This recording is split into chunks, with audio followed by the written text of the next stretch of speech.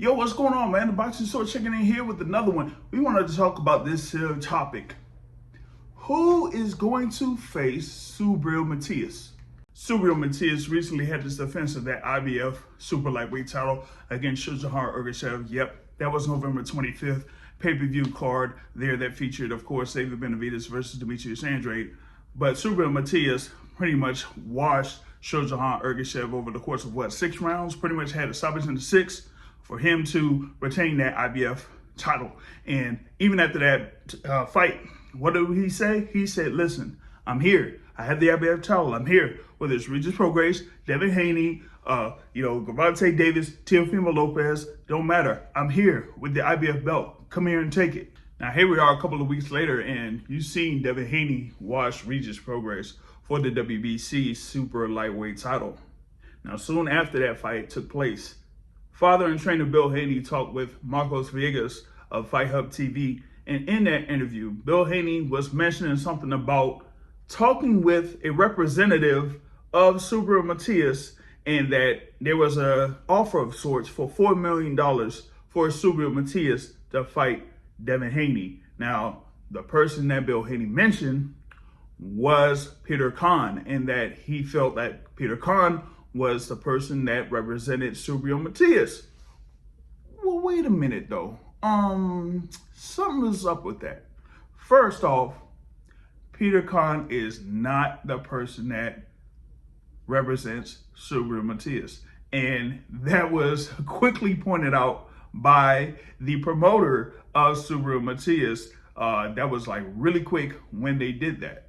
Now, it was Fernando Gastambide, yeah, that's right, Fernando Gastambide of Fresh Productions, who is the promoters of Subriel Matias, that made a statement on their Instagram, right? And here it is, right here. It says, Subriel Matias' team has not received any calls about negotiations to face Devin Haney. Peter Kahn has nothing to do with Subriel Matias. Promoter Ron Arango and Matias' manager, Pedro Cruz, are the only representatives of Orgullo de Martinez, or the pride of Martinez, basically.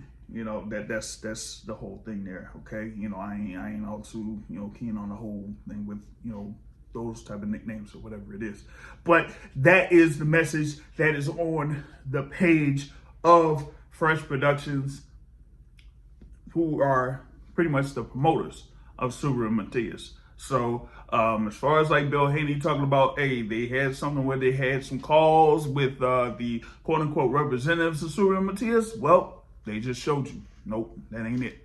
So Devin Haney as a potential opponent for Subriel Matias in 2024, as of right now, that looks like that is not in the cards. But there was another fighter mentioned as a potential opponent for Subriel Matias that also has a world title, and that is Teofimo Lopez. Yes, Teofimo Lopez, the lineal champion at 140 pounds, the WBO champion at 140 pounds, that had his win over Josh Taylor earlier this year, was also mentioned as a potential opponent for Subriel Matias. But, at least for now, we don't even know what's going on with Teofimo Lopez. Well, for one, you had something in reference to him potentially facing Ryan Garcia in February during the Super Bowl weekend. No. He said they turned down $1.5 million. It was more than that. He had that pretty much offered in a pay-per-view back end where he would have the significant share of that pay-per-view back end, and he turned it down there for a potential fight against Ryan Garcia. But you still have him locked in for the date, right? And Mark Kriegel talked about this after the top-ranked telecast that was on Saturday night, where he said that it would be Teofimo Lopez versus Jose Ramirez in February.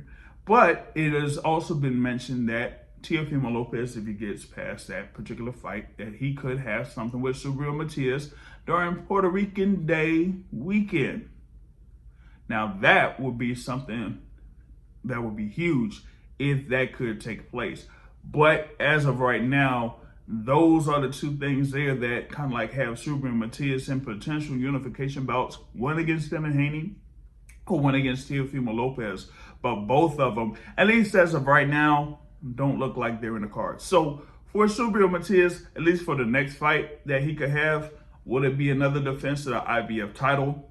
Maybe another mandatory defense. Remember, he won like a big title when he initially won it. But outside of that, we'll see, because he already had his win to, basically defend that title. Now it's like, okay, who is next? Yes, he does want the big fights. Yes, he will want to fight against Devin Haney. He will want to fight against Teofimo Lopez. He will want to fight against Tank Davis, as he mentioned, if Tank Davis moves up to 140. You also have, other potential challengers there at 140 pounds. Gary Antoine Russell. Yes, you do have Rolly Romero as a world champion, or at least a champion in recess. But still, we still have to figure out or find out who would be the next opponent for Subriel Matias. Now, you can share your thoughts as to if it could be Devin Haney, if it could be Teofimo Lopez, if it could be Rolly Romero. I mean, like I said, Subriel Matias is interested in unifying the titles. Rolly Romero would have a title as long as they, get him out of recess and make him full champ. But he would still have to figure out what he would have to do anyway, also. But for Subriel Matias, some folks are saying like he's the boogeyman of the 140-pound division. Well, we'll see. At least in 2024, we'll see. He's won the title.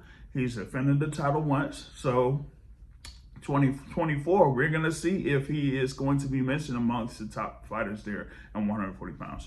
Be sure to share your thoughts on this. If you also like the content, hit the like button on this, and also, check out the Boxing Source on YouTube, where we have more content for you. Until next time, I'm out. Peace.